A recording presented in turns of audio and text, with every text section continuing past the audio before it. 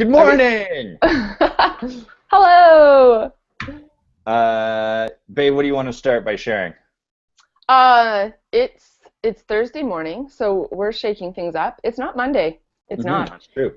It's also extraordinarily stormy outside. It looks like the end of days.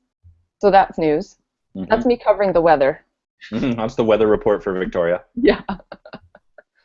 This weekend we were in Seattle training coaches. Oh, You just graduated a whole bunch, right, Babe? I graduated those people. I was going to use a derogatory name just because it was funny, and then I realized I didn't want to call them a derogatory name because I love them. Mm-hmm. Yeah, 12 participants graduated from accomplishment coaching this weekend in Seattle, and I had the exclusive honor of co-emceeing the celebration, which was great. I found out about 30 minutes before, and then the person who had bestowed this honor upon me within about 5 minutes was leaning over to tell me how to do it, and quite concerned that I was in fact going to ruin the evening. I'm like, no, hang on, it's gonna be amazing. This is how I start. I will ruin the evening, and that is a part of this. Yes, and it was amazing. It was super good. So probably a new business there is professionally emceeing events. Like a graduation hype woman. Yeah. Well, and I did your brother's wedding. Killed Yep. that. So I think this is just a solid plan. I mean, what could possibly go wrong? We have a guest with us today, like we promised, and have been promising for the last 3 months, that we'd have someone other than our voices to listen to. He's a friend of ours that we met at an event in Santa Monica named Jason Goldberg. What's up, Jason? What up? Wait, the event was named Jason Goldberg, or I was named Jason Goldberg? That's right, the Jason Goldberg event. It was.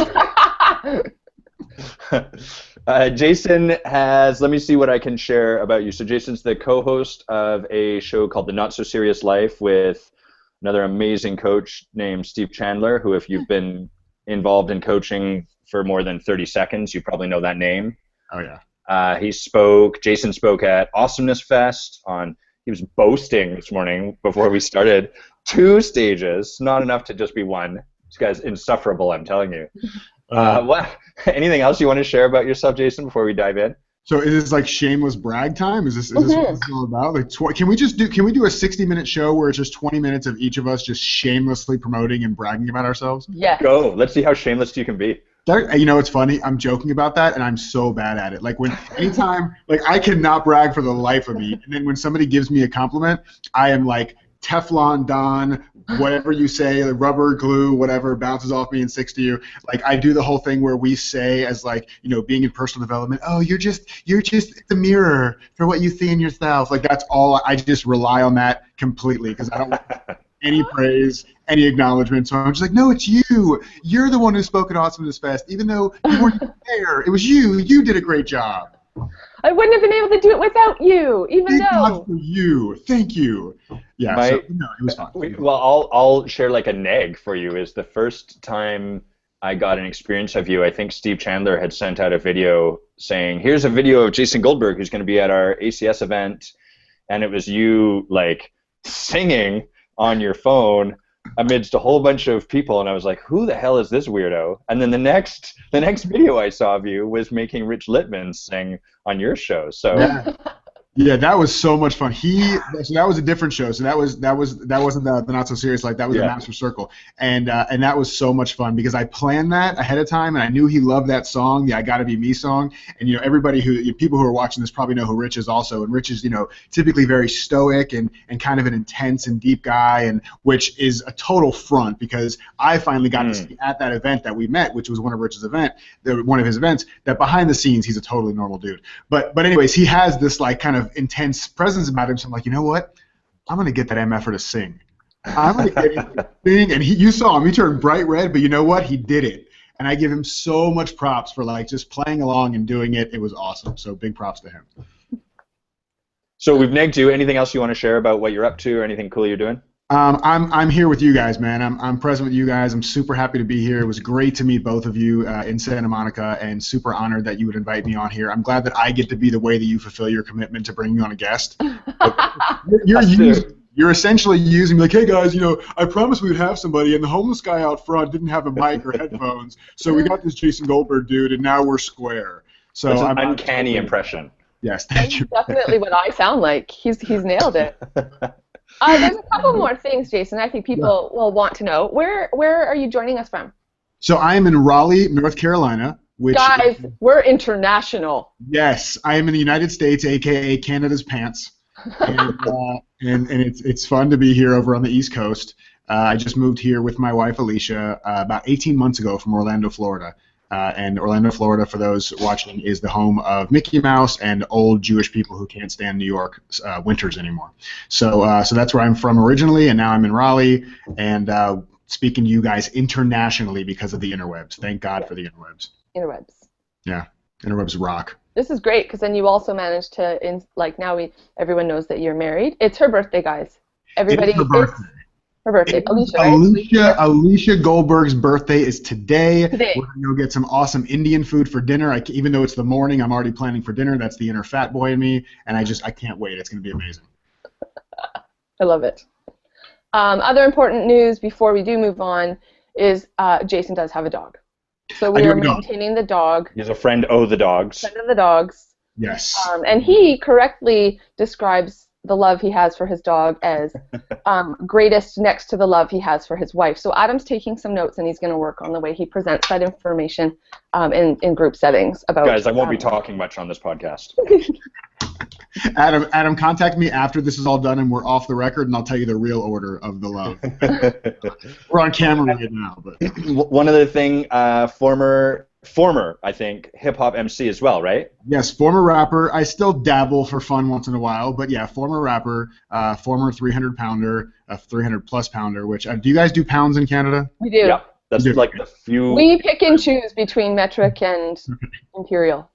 I was on an interview with a woman in the UK the other day, and I told her I was 332 pounds, and typically you get the reaction of, "Oh my God!" And she goes, "I don't know what that is. What's that in stone?" I'm like, "Stone? You guys measure things in boulders over there? Like, what does that even mean?" So literally, like while we're on the interview, I go on Google on the Googs, and I do the conversion, and it's like 23.7 stone, and I'm like, that doesn't sound fat at all. 23.7? That's just little. That's tiny. So I don't like that. I'm gonna stick with pounds. What was your MC name? My MC name was Exodus. Exodus. And I thought I was super clever because I was like one of the only rappers who wasn't into like drugs and alcohol. Like that wasn't my thing. And so instead of spelling it EXODUS, it was just XODUS because I said there's no E in this Exodus. You dork. Yeah. It worked really well with the ladies. I was single. Yeah. Cool. Bae, let's dive in. You want to introduce what we're going to chat about here? Feelings. Nothing more than feelings? Nothing more than feelings. Yeah, we want to, we've talked about feelings before, and the reason that they're a good thing to talk about is that they last 30 seconds, and those little buggers come back frequently. And they're a thing that, I don't know about you guys, but, well, actually, I probably do. Clients bring these up all the time. And so it's a really interesting place to look, especially from the lens of like transformation, personal development, and growth, and being human. So that's kind of where I believe we're looking. Adam, am I hitting it? Yeah. Well, and I think for both you and I, feelings have been kind of maybe not center stage, but they've definitely been in our space, especially like the past week. It was an intense weekend. And sort of Monday heading into Tuesday, and for like the better part of the start of this week, have been feeling like quite a lot of sadness. You might even call it despair. You and I both been very tired, feeling pretty wrung out. And I can't speak for you and Jason, but for me, my relationship to feelings for most of my life has been kind of like, you can have them. It's totally all right to have feelings, but you still have to do all this other stuff in front of you, so you might as well get past them beforehand. Like, deal with your feelings, get them done, have them, but get them finished, and then you can, then you can get on with life. So they're kind of like this thing that is a necessary evil, or that you just have to get past, and then you can go back to living your life. Yeah. Well, even if it's not a requirement, I think it feels that way, right? Like it's, I am a textbook, at least my entire life, and it's still a challenge because I don't know that this ever goes away, is that I'll go into that spiral really quickly. Like it doesn't take much to go from like, stubbing your toe into like massive devastation in life, at least in your head. And so I get that, and feeling like you have to fight these feelings or overcome these feelings or somehow strong arm the feelings or be fearless in the face of the feelings or be courageous with the feelings and all these things that Can you slow down so I can write all these down? Yeah. Sorry, I actually was hoping I could slow it down so I could write them down. But it's so funny where all that comes out, and it's actually really funny because, and I won't show it yet, but I have been struggling with some feelings over the past few days, and so it's interesting. So this morning there was a client of mine who's a coach. He said, hey, I want to send some Christmas gifts out to some of my clients, some books. What are some books that you would recommend to send out to clients?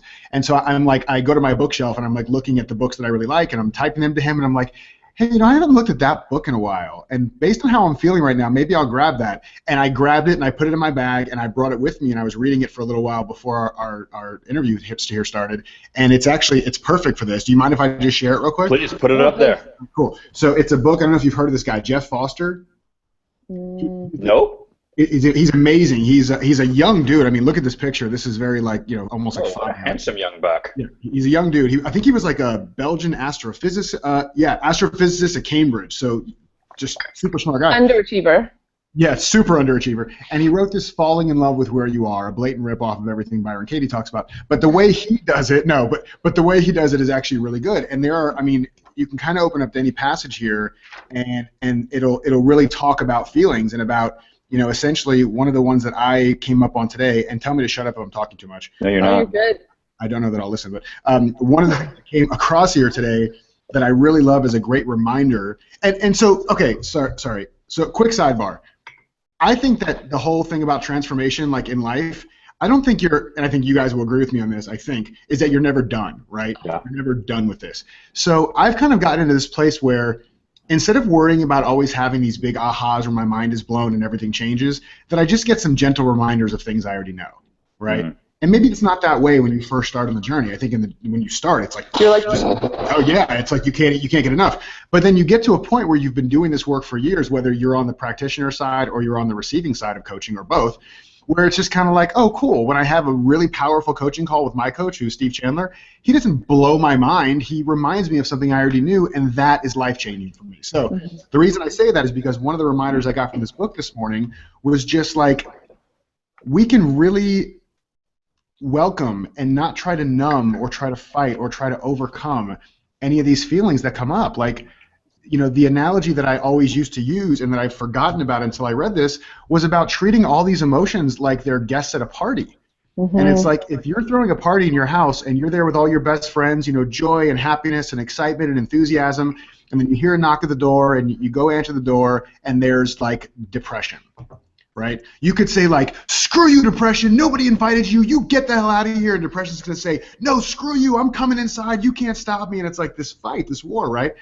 But if I were to instead to be like, oh, depression, hey, somebody must have forwarded you the Evite. Okay, well, yeah, come on in, grab a drink. I'm going to be over here with some of my other friends, and maybe I'll check in with you later. And it's like now depression goes and gets a drink and hangs out, and nobody's giving it any attention, and eventually depression gets bored and leaves.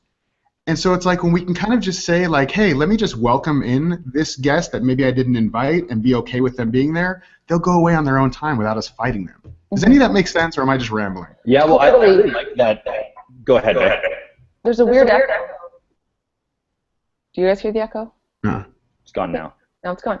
I was just trying to find this thing. I'd sent it to a client, and it was really similar to what you're saying, and it's the idea that when it comes to feelings and emotions in general, people are so busy barring the door because they're afraid to let them in because they're afraid that they won't leave, that they forget all you need to do is open like both the front door and the back door, and then invite them to your house, but you don't want to give them like the master bedroom with like the comfiest pillows in the world because then they'll never leave, but you also don't want them to like sleep on the floor or not even be allowed in. And it's actually just about letting like imagining them like a house guest that just goes right through the house, right? In and out. And I think, it's so simple, it's so hard to do because if for me, my relationship with feelings is I make them mean something about me. So I'm really intuitive and like really high levels of empathy, and I'm only just starting to learn that now. So I just thought everybody operated this way, where the feelings were like like coats that you wear and like really extreme. And so it's great when I have a good feeling. It's super, because then I'm amazing. But if I have a bad feeling, so it's that idea of like feeling good means I am good, feeling shitty means I'm shit, right? And so I don't want to, I think people try to hang on to the good feelings, but you can't hang on to one without hanging on to all of them, and you also can't resist one without resisting all of them. So I think that's, like, to me, the really important thing, and that's what I do, is like, nope, I don't want to, nope, and then I'll be wondering why I feel like empty and hollow inside. And I think, like, it's a really good point you're both speaking to. Like, I love that notion of them being guests at a party, and Bae, you said, like, we don't want to give them the master bedroom, except sometimes we do, like, because sometimes there's like this trick. I don't know about you guys, but I can like take any sagely advice and turn it into some formula up here. So I'll be like, oh, okay, got it, I'll invite them in, but Jason said to have them in and be like, oh, hey, depression, okay, you can hang out over there and maybe I'll check in with you.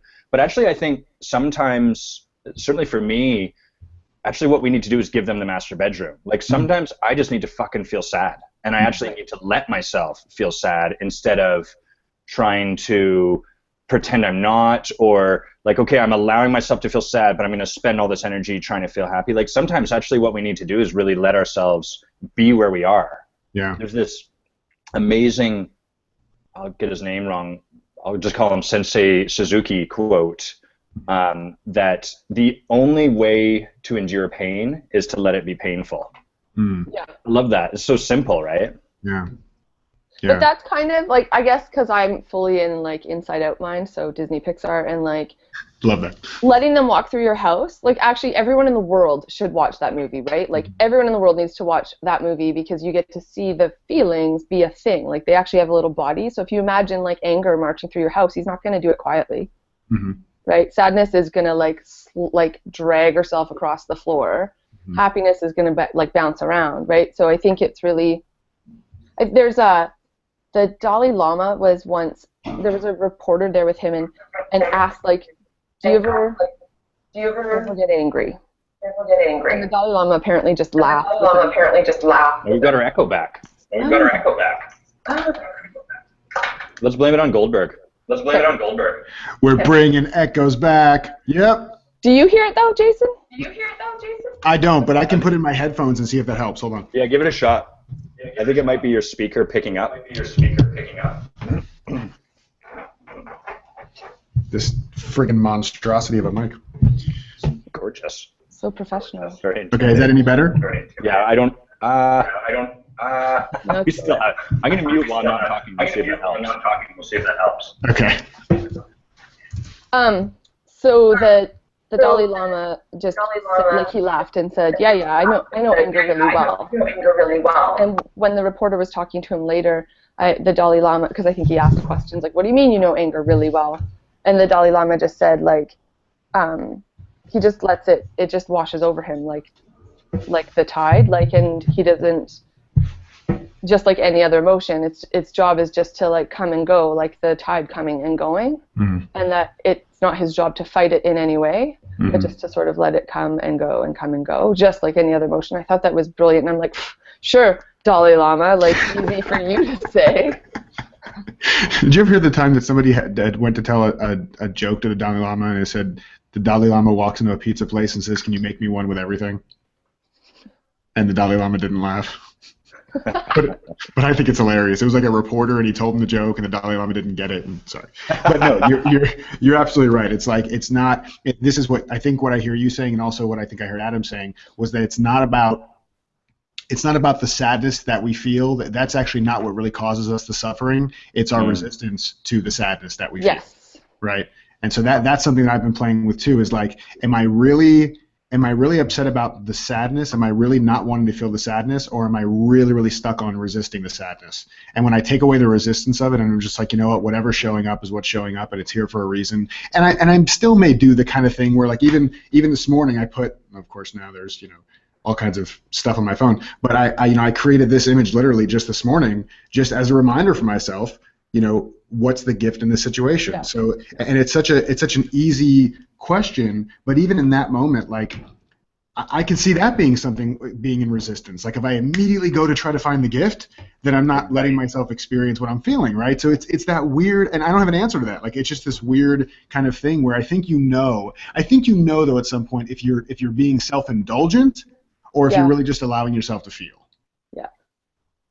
Yeah, and I think part of that is like people have some idea of how long a feeling should last. Right? So if you felt sad for, depression's a funny one because you can be clinically depressed, right? Like you could require diagnosis and you might require some sort of intervention, whether it's just lifestyle change or medication or for a short period of time, or it's really a spectrum. And people, like if people feel depressed, it's the end of the world. And like God help you if you tell your friend that you're feeling depressed, because then everyone's gonna like worry about you and possibly commit you and all of those things. So people don't really talk about it. And it's just a feeling.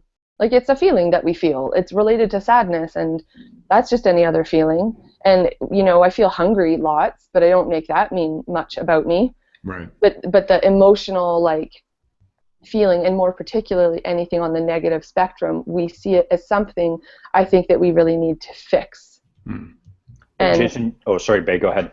Oh no, you can talk. I'm going to find something and hold up a picture. Jason, you were talking about like indulging as opposed to simply allowing, and I noticed that the spectrum people tend to get caught on is like on this side there's indulging our feelings. So and often we do this with, it's like a form of clinging really, and sadness is a common one where we're like, I'm so sad, and then I'm sad that I'm sad, and then it's funny, but like we almost don't want to leave the sadness because it's so deep.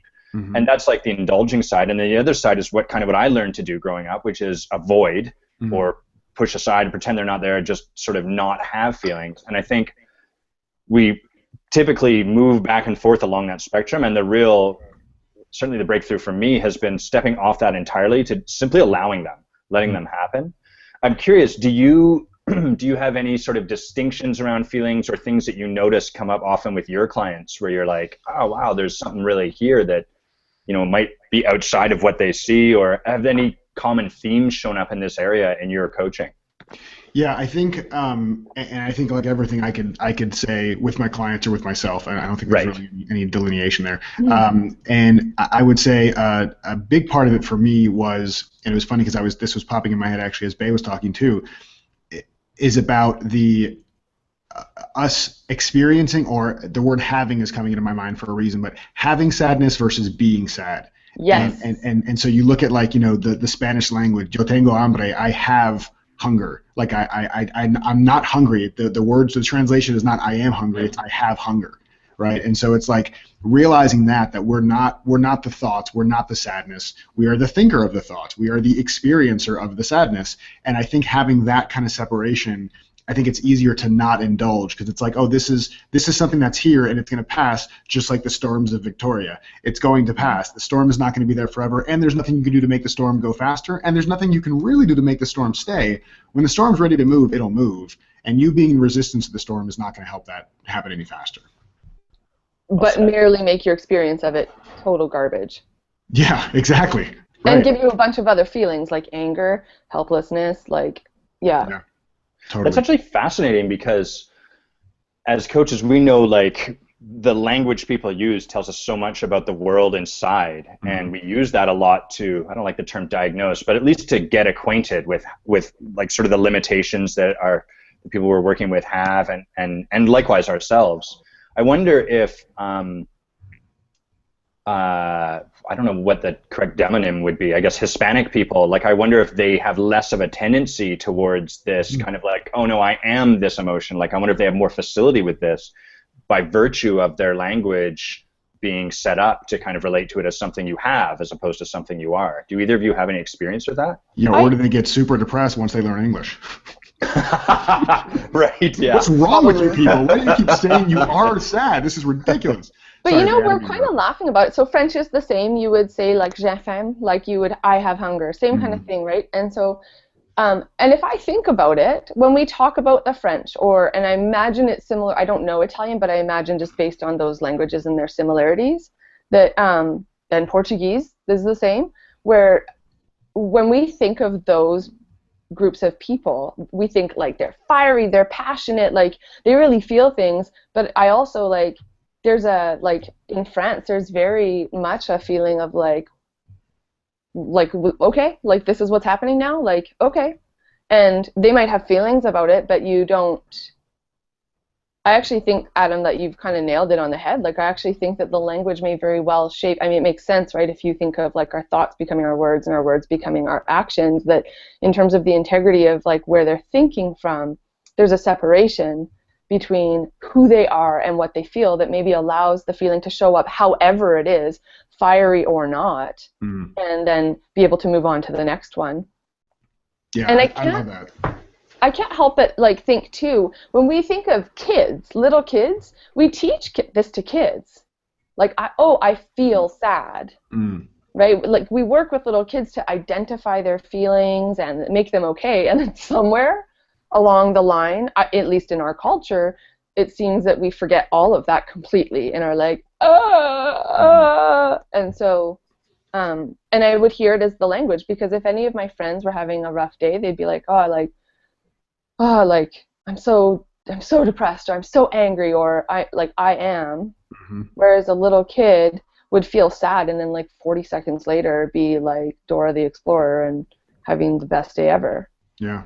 Well, and that's one of the kind of lesser known definitions or aspects of optimism versus pessimism is just the permanence of whatever it is that's going on. Right? Optimism gets a horrible rap, like it's rainbows and butterflies and living in a delusional world, and it's not at all what optimism's about, at least not in my world. And one of the things there is an optimist recognizes that things like negative emotions, and I'm of course doing quotes because I don't want to label any emotion as negative, but emotions that have us not feeling the way we would typically like to feel are not permanent. Right? They're transient, they're temporary, and if we knew for a fact, like if we knew for a fact that when we felt sad, that literally we could set a stopwatch on our phone and in 10 minutes sadness would be gone, there'd be no resistance. We'd be like, oh, okay, I just gotta wait this out for 10 minutes. I'm actually pretty sure I'd still resist that, Jason. Would you really? Adam's really good at that. But it's just the feeling, because when we're really in that, at least for me, like when I'm feeling that, there is no like, oh no, this will be fine, it'll be gone by lunch, or oh no, this is fine, it'll be gone by dinner. And you see, I'm still relating everything to food. I gotta stop doing that. But it's like that's what we do. We don't do that, or at least I don't do that. I don't say like, oh, this is temporary, it'll go away, even though I know right after the fact whenever it does go away, whether that's 15 minutes, an hour, or 3 days, I'm like, oh yeah, well I should have known that was going to eventually go away. But when you're in it, it's so hard to see that. Well, it literally becomes like if you imagine wearing a visor, and then the visor has all these different colored shades, right? That visor descends, and now you see life through that lens. So if it's blue, everything's blue. So it is very difficult to see like it's not going to be blue because everywhere I look is blue. Yeah. This is reminding me of, have you heard of Jill Bolt Taylor? She wrote My Stroke of Insight. No. Oh, I've seen her TED Talk. Yeah, so she did this fabulous TED Talk. She is a neuro researcher. I mean, no big deal. And another underachiever. Whatever. And she, quite young, experienced a massive stroke. But because this is actually the area she studies, she knew what was happening, sort of, and knew enough. And then, she recovered, thank God. And she's written this book. And one of the things in her book that I love, because it had never occurred to me before, was that chemically speaking, from the time the chemical leaves one neuron to cross a synapse to find its recipient is 30 seconds. So the chemical expression of an emotion is a 30-second trail of whatever the emotion is, like the chemical. Emotion. And so, yeah, the emotion juice is 30 seconds. That's its lifespan. And then it's done. And, period. That's it. That's science. And so... but we don't do that. I don't experience a feeling for 30 seconds because I make it mean something, and I grab onto it, and I either try to hold on to it so that it'll stay, or I'm trying to push it away like a big brother with a little brother, put your hand on the forehead and be like, come get me. Yeah.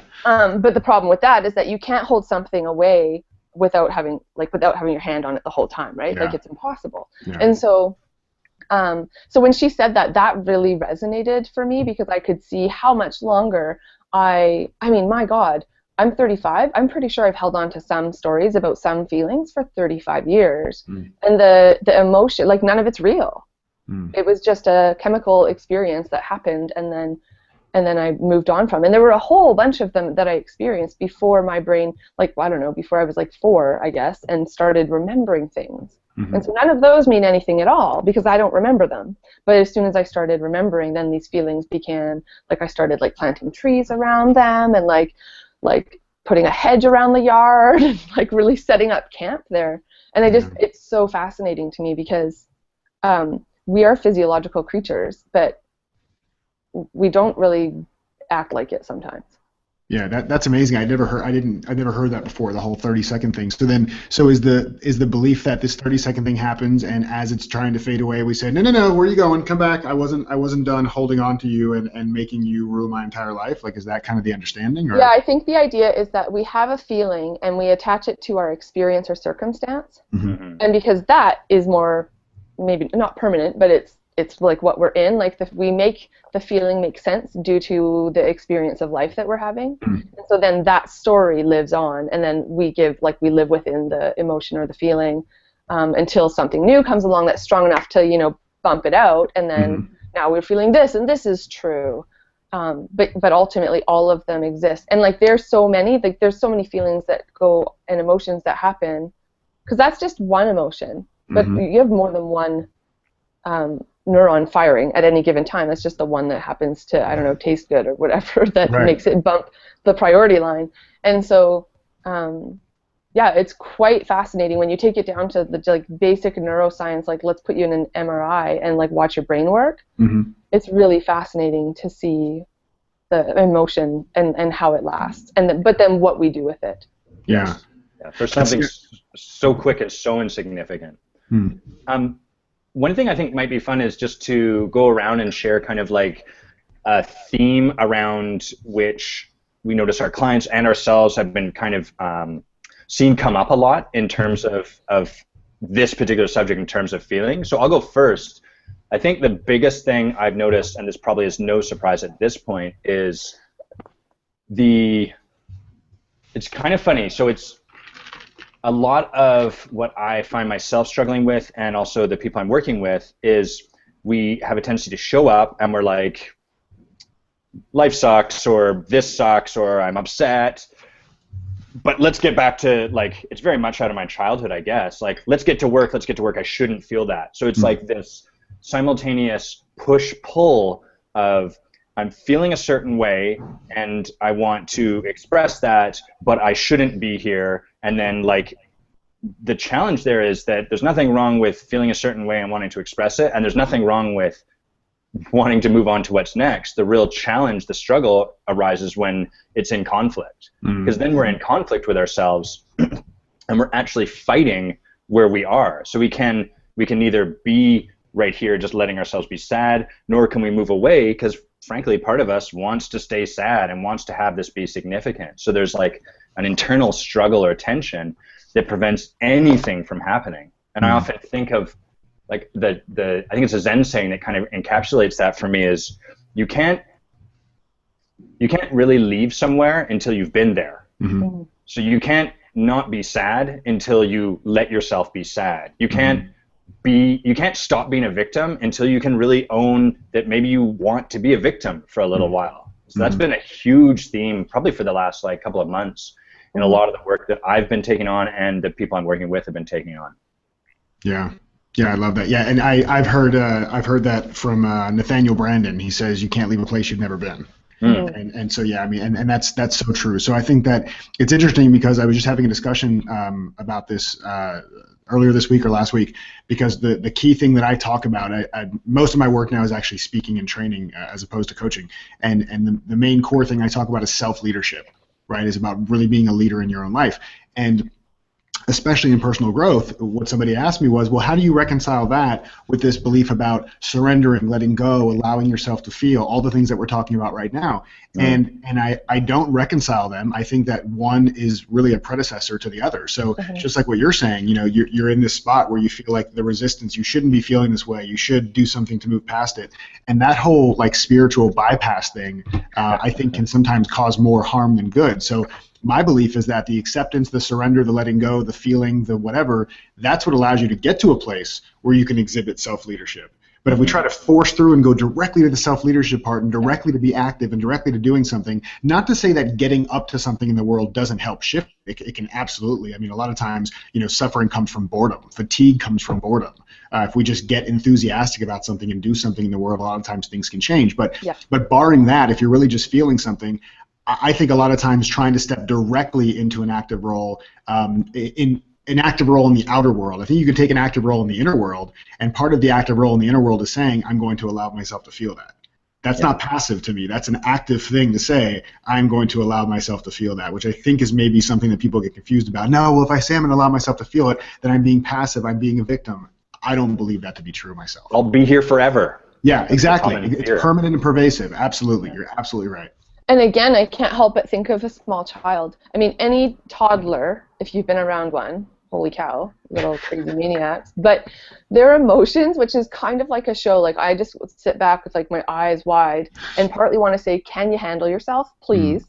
But it's because there's no story yet about whether they should or should not feel that feeling. And then we get to see them like it's the end of the world and they're throwing a tantrum, and then they're bubbly, they're laughing because there's no rule about how long they need to stay in one, and because they allowed the negative to just wash over them like a friggin' tidal wave, then they also get to experience the opposite but equal end of the spectrum, right? It makes me, I have a picture, look. Oh, cool. So this is a graph that I've drawn. Adam and I've used it in a few workshops, and so it's like the idea that if emotion is like a sine wave, what people do in our society is they try to avoid all this blue stuff on the bottom. And they think that... Well, Babe, will you just read what the stuff on the bottom is for anyone that's only like listening to the audio? Loneliness, anger, grief, fear, jealousy, or any of the other emotions that are negative that I can't remember. And so people think that that's not allowed, or it's bad, or you want to have it as little as possible. So if they have any of these experiences, depression, for example, as we're not talking about clinical depression, then they want to do something to bounce up to here. But really what it means is that they won't allow this. And if you cut off a sine wave, all that happens is that the sine wave gets smaller. So if I cut off all of this, it means I also cut off all of the opposite on the top, right? Which is joy, happiness, love, freedom, peace, like anything that we kind of want to feel. And then we get this narrow band where we have like a really shallow experience of emotion. And anytime something does happen, we have no resources to deal with, like, oh my God, like this is the end of the world. And I've heard it said that like the amount that you can be with any one emotion is the amount that you can be with any of them. So the amount that you have space to be in a negative, air quote, a negative frame of mind means that that's also the amount of space that you have for positive, which is counterintuitive, right? Like it doesn't make sense because we think like, oh no, I just want to be happy all the time. But if you can't allow yourself to be sad, you're not going to be able to hang out in happiness very long either. Yeah, it's like numb one, numb all, right? Yeah. If you try to numb the one, and it's like, and it's, all emotion and all energy and all everything, it's coming through one pipe, right? Just like the pipes in your bathroom can hold both cold water and hot water, right? And it's like we wouldn't say, oh, I want to cut off the cold water and still expect the hot water to come through. Like, no, if it gets backed up and you're holding back the cold water, nothing's coming through. And vice versa with the hot water. So it's like just allowing whatever's going to flow through the pipe to flow through the pipe, because that's what's supposed to happen. Like whatever our experience is in that moment is the experience we're supposed to be having. Yeah. Right? It's going to happen. It's supposed to be happening because it is. Yeah, it is happening. Yeah, exactly. If it wasn't supposed to be storming in Victoria, it wouldn't be storming in Victoria. Yeah. Yeah. I love that. Like, I think, well, I'll jump in. I'll go with, for my people. People. And again, it's probably everything, right? Because my people are pretty passionate, but the thing that I notice the most is, I'm like triaging them in my mind right now, is the idea that you have to feel a certain way, and look, period. But then to add on to that would be like to do something. So I want to feel like it, or I want to feel inspired so that then I can do my stuff. And it's like, well, that doesn't really work, because your feeling is a 30-second chemical like reaction, and then you're going to make a story about it that'll either like move you forward or keep you stuck. And so it's kind of like the example I use is if a feeling is changeable, it's like a cloud, right? And it would be like saying, oh, I really like that cloud. I'm going to build a house here. I'm going to pour a foundation, build the entire house, and then sit in my house and wonder why my cloud isn't here. Mm-hmm. And so you really don't want to be building your life and your actions and everything you create around a feeling, because that's like, it is an unreliable friend. Like, it is going to peace out. It'll be back as long as you allow it, but actually getting that the feeling is not required for you to go and do something, be something, create something, and that in fact doing that thing, creating the thing, getting into action, whether or not you feel like it, is actually one way to open the door to the feeling you desire. Like, the feeling is probably, I mean, feelings are there anyway, so they're like cowboys. We don't know where they're going to show up. It's herding cats. And you also can actually actively empower certain feelings by choosing actions that, like, if I go to the gym, I will feel good, right? And so sometimes it's not like, well, I'll wait till I feel like going to the gym. Let me know when that is, like, right? And so it's about actually taking the cart and putting it behind the horse, and having the emotions not drive the show, but actually just be just a part of it. Have you heard this quote before? And I don't know who it is. Maybe you guys know, but it was some writer, some prolific writer, who said, "I only write when I'm inspired. Luckily, inspiration hits every morning at 9 a.m." Yes. Yeah, I can't remember who it is either, but it's brilliant, right? Yeah. Sit down and do the work, and the emotion you're looking for will come. And at the same time, it's like, here's what I love about personal development. And I've told people this before. Like, I am so okay. This is maybe I shouldn't be unveiling this to people that maybe are not in our inner circle. But the funny thing is that I'm so okay with completely contradicting myself from one moment to the next, right? And so I'll have a call with one client, and they'll say something, and I'll say, well, the way you do anything is the way you do everything. And then I'll have a conversation the next moment and say, well, it's not like the way you do everything is the way you do everything. And it's like, because it's whatever serves them, right? It's like whatever's actually going to serve them. And so it's like, I know from my own personal experience with my clients, and also for myself, there have been times where it's like, yep, especially like the gym, right? Get into action, you'll feel the motivation you want. And on the other flip side of it, there's times where I can say, how can I bring enthusiasm to the thing I'm about to do instead of requiring that thing to give it to me? So they're both super valid and super effective until they're not. Right? Yes. So it's like if you're saying, well, I can't go to the gym until I have the motivation, then there's a good sign that you just need to go to the gym and you'll find the motivation. Or if somebody else says, oh, I need to write this thing so I can feel inspired, well, how can I bring 5% more inspiration to what I'm doing right now? Like, both, it's just great because it gives us so many opportunities. So if one thing doesn't work for you, try the other thing. Yeah. This is why those lists of like 10 tips to be more productive, more healthy, more fit, a better entrepreneur, etc., don't work, is because like, what worked yesterday becomes today's thing that holds you back. Yeah. We're just at the end of our time, so why don't we start to wind down there? No, wait, but Jason didn't go. No, I did. Oh, you did? I did, yeah. I went second. Yeah, I'm actually a jerk. I went before you. I was very not gentlemanly. So I am paying attention, you guys. I am paying attention. Yeah, and I'm glad I was so transformational that you totally forgot everything that I said. This is good. You know what I did? The cool thing about this is, like, in case people haven't figured out, this is clearly unscripted, but it's just a conversation. Yeah. Like, it's just a really easy conversation to have that's really enjoyable, so you kind of forget. No, totally fine. Jason, where can people find you if they want to look you up? Well, now I don't know if I'm worth looking up anymore. No, I'm kidding. So the two easiest places to find me, one is Facebook. That's where I hang out most. And I've made it really easy for people to connect with me on Facebook. If you literally go, people think I'm joking about this. If you literally go to www.facebookjason.com, it will redirect you to my Facebook profile, because that way you don't have to search through the 20 million Jason Goldbergs. There are so many Jews out there. So you don't have to search for that. The second way to find me is at my website, meometry.com. It's like geometry with an M like Mary, MEOMETRY. And yeah, that's where I hang out. So let's talk. And anything in particular that, like, are there specific people that you love to connect with or anything like that? Yeah, so I mean, right now, my big thing, especially for 2016, is just to get my message out as much as possible in speaking and in training. So this year has been fantastic. I've been speaking at national conferences and at companies and at regional organizations and all this stuff. So I'm just looking to do a lot more of that because it's so much fun, and I bring so much as much energy and humor as I can. I'm kind of like undercover with my personal development. I'm like the dog owner, right? Because we love dogs, who puts the pill in the peanut butter bread and then makes funny faces and the dog eats it. That's how I transform people from the stage. Like, it's all comedy, and then once in a while I'll just put in something maybe they can use, and that typically works out. So I want to do more of that. So if anybody's looking for more comedy and transformation in their lives, I'm happy to talk to you about that. Very cool. Awesome. Bae, what would you like to share before we wind down? Well, I guess not much apart from a huge sense of gratitude. So Christmas is coming over here and winter is coming. Mm-hmm. And I just, I've got tagged in one of those Facebook gratitude things, and I typically don't play any kind of Facebook game just as a rule, but I think gratitude is always a good one. So I'm just really, really thankful for you taking time to meet with us, and it's so it feels like no time has passed at all, and I just want to hang out more. So thank you so much for joining us and having this awesome conversation. That was so awesome that in fact that I forgot that we were taking things. Yeah. Well, I appreciate you guys so much for inviting me on, and I felt an instant connection to you guys when we met, and love that you guys are actually together because your awesomeness just expands. It's like 1 + 1 = 3, and you guys are super, super fun, and I am really grateful to you guys for having me on, so thank you for that.